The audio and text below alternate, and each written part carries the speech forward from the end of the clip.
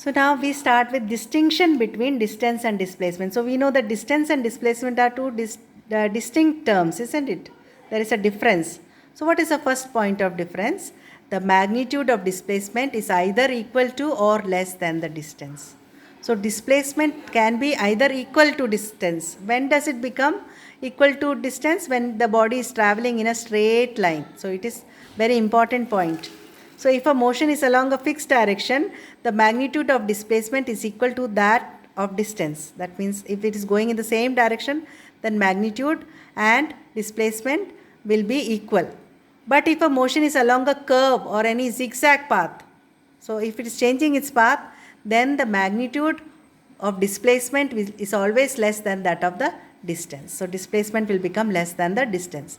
The magnitude of displacement can never be greater than the distance traveled by the body. You know that displacement is the shortest distance between the initial and final position. So displacement will always be smaller, or it can even be equal, but to distance travel. But distance travel can never be smaller. Okay. So here two examples are given. You see, from A to B, if a body is traveling, what is the distance traveled? It is equal to the total length. That is total length of this curve. But the displacement will be the shortest distance from A to B. So displacement is smaller. Then if you take an example, if a boy travels 4 km towards east and then 3 km towards north. So starts from O, a boy travels to point A, 4 km and 3 km to the north. Okay, so what is the total distance? So we will have to add 4 plus 3. So what is the total distance traveled by the boy? It is 7 meter. Okay, but what is the displacement? If you see the original position. Which is the original position? O. And what is the final position? B. So what is the difference between distance between OB? OB is the hypotenuse. Okay, so you have to use the Pythagoras theorem here.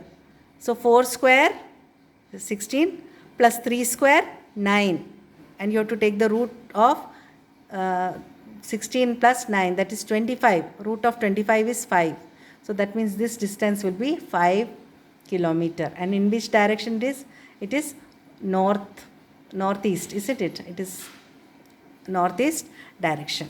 So the angle also they have found out 36.9 degree north from east. Thus the magnitude is displacement. Magnitude of displacement is the length of straight line between the final and initial position of the body.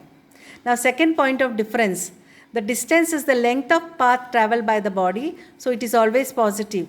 But displacement is the shortest length in the direction from initial position to the final position.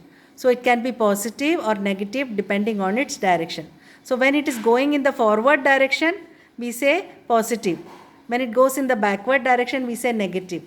Okay, so if a body travels 5 meter forward and 3 meter backward, so you will take 5 minus 3 because it is coming back. So now what is the displacement? It is 2 meter from the original position. So displacement can be positive or negative depending on its direction. Next, displacement can be 0 even if the distance is not 0. So as I told you that if a body is moving from point A to B and comes back to the same point, then displacement can be 0, but the distance traveled will not be 0. If a body after traveling comes back to its starting point, the displacement is 0, but the distance traveled is not 0. Some examples are given. When a body is thrown vertically upwards from a point A on the ground, after some time it comes back to the same point.